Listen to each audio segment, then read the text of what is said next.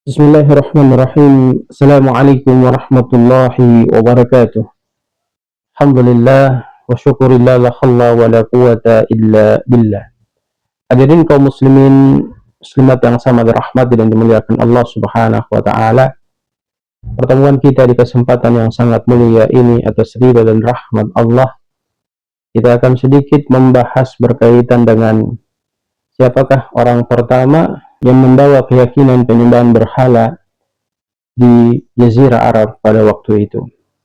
Kalau kita melihat bahwasanya sebelum Rasul Shallallahu Alaihi Wasallam diutus oleh Allah Subhanahu Wa Taala, maka begitu banyak terjadi kemusyrikan di kalangan bangsa Arab pada waktu itu.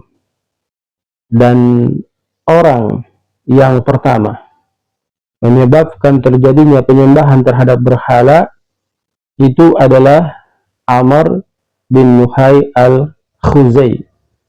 Sebagaimana dijelaskan oleh Nabi Shallallahu Alaihi Wasallam dalam Sahih Al-Bukhari, tepatnya pada hadis ke-3260.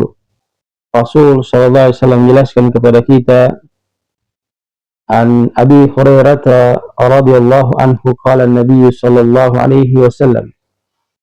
Di sini datang dari Abi Hurairah, dia menjelaskan bahwa Nabi sallallahu alaihi wasallam bersabda, "Ra'aitu Amr ibnu Amir bin Luhai al-Khuzai yajurru usbahu fin nar wa kana awwalu man sayyiba as-sawa'ib." Dari Abu Hurairah, dia berkata bahwa Nabi sallallahu alaihi wasallam bersabda, "Aku melihat Amr bin Luhai al-Khuzai menarik ususnya di neraka, dan dia adalah orang yang pertama menyebarkan kebiasaan menyembelih hewan untuk dijadikan sebagai sesembahan kepada berhala." Amr bin Luhai al-Khuzai adalah merupakan salah satu tokoh dari suku Khuza'ah yang hidup sebelum masa kenabian. Dia dikenal sebagai orang pertama yang kemudian memperkenalkan kesyirikan di Jazirah Arab setelah agama Tauhid yang dibawakan oleh Nabi Ibrahim alaihi salam dan Nabi Ismail alaihi salam. Ia membawa berhala dari negeri Syam. Kemungkinan berhala yang dia bawa itu dari daerah Balqa atau Ma'ab, dan menanamkannya di Mekah.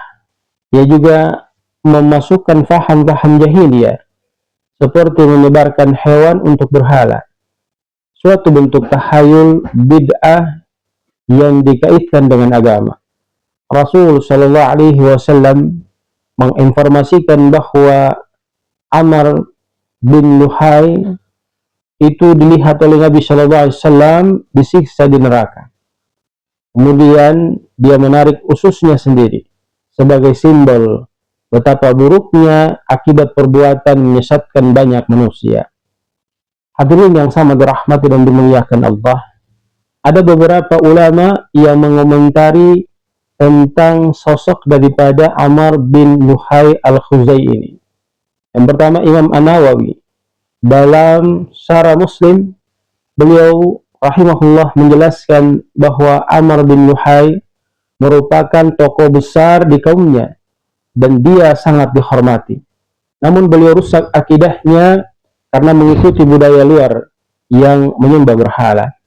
Kemudian yang kedua, Ibnu Hajar al-Asqalani dalam Fathul Bari menyebutkan bahwa ia dianggap pembuka pintu kesyirikan dan bid'ah yang diikuti banyak orang setelahnya.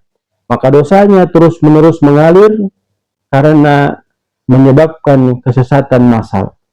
Kemudian yang ketiga, oleh Ibnu Katsir dalam kitab Al-Bidayah wan Nihayah menyebutkan bahwa setelah Amr membawa berhala ke Ka'bah, kebiasaan ini berkembang hingga berhala-berhala terbesar di seluruh dunia itu berada di Jazirah Arab. Hadirin yang sama dirahmati dan dimuliakan Allah, dari kisah yang kita dengarkan di atas berkaitan dengan orang pertama yang mendatangkan berhala dan dijadikan sebagai penyembahan bagi masyarakat Arab jahiliyah pada waktu itu, yakni Amr bin Luhai al-Khuzai, maka kita bisa mengambil beberapa poin penting untuk dijadikan sebagai ibrah. Yang pertama, ketahui oleh diri kita semua, sesungguhnya kesyirikan adalah dosa besar yang pertama dan terberat. Amr bin Huwai membuka pintu syirik di tanah suci, dan akibatnya sangat mengerikan, dia disiksa di nerakanya Allah Subhanahu wa Ta'ala. Yang kedua, seseorang itu bisa masuk neraka karena menyesatkan orang lain, menjadi penyebab kesesatan orang lain, terutama dalam urusan tauhid atau agama kita, adalah dosa yang berlipat ganda dan terus menerus mengalir dosa itu. Yang ketiga, pentingnya menjaga kemurnian akidah tauhid, sebab Islam datang mensucikan kembali ajaran Nabi Ibrahim alaihissalam, bahkan Nabi Ismail alaihissalam, yang telah dirusak oleh penyimpangan yang dilakukan oleh Amr bin Luhai. Yang keempat, popularitas tidak menjamin kebenaran. Amr adalah merupakan tokoh terhormat di masyarakatnya, namun tetap binasa karena membawa penyimpangan. Yang kelima, bid'ah dan tahayul bisa mengakar jika tidak ditegakkan ilmu. Kebiasaan as-sawaib menunjukkan bahwa bagaimana sebuah bid'ah bisa dianggap agama oleh masyarakat yang mereka kondisinya jahil. Yang keenam, Rasul SAW mengetahui sebagian urusan gaib yang diwahyukan kepadanya. Dalam hadis ini, beliau SAW diberi penglihatan tentang keadaan Amr bin Luhai di akhirat, menunjukkan kerasnya siksa Allah bagi pelaku-pelaku syirik. Yang ketujuh, waspadahilah pengaruh luar yang menyimpang terhadap ketauhidan kita kepada Allah. Amr terpengaruh dari Syam yang membawa ajaran itu ke tanah haram. Ini menunjukkan pentingnya selektif terhadap pengaruh budaya atau agama luar. Sebagai penutup, hadis ini menjadi peringatan bagi diri kita, dan peringatan ini sangat keras untuk menjauhkan diri kita daripada kesyirikan, menjaga kemurnian akidah kita, dan tidak membuat atau mengikuti ritual-ritual agama yang tidak bersumber kepada Al-Quran dan Sunnah.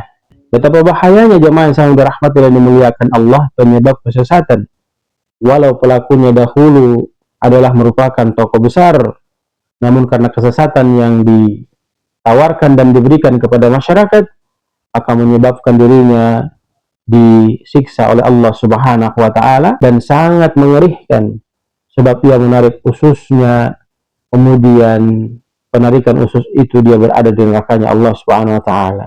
Semoga Allah menjaga kita dan keturunan kita dalam iman yang lurus dan akidah yang benar kepada Allah Subhanahu wa Ta'ala. Semoga kisah ini memberikan pencerahan kepada diri kita tentang jangan sekali-kali kita melakukan kesyirikan kepada Allah Subhanahu wa Ta'ala. Sebab Nabi juga memberikan ketegasan kepada kita, man mata yusyrik billahi syai'an dakhalan nar.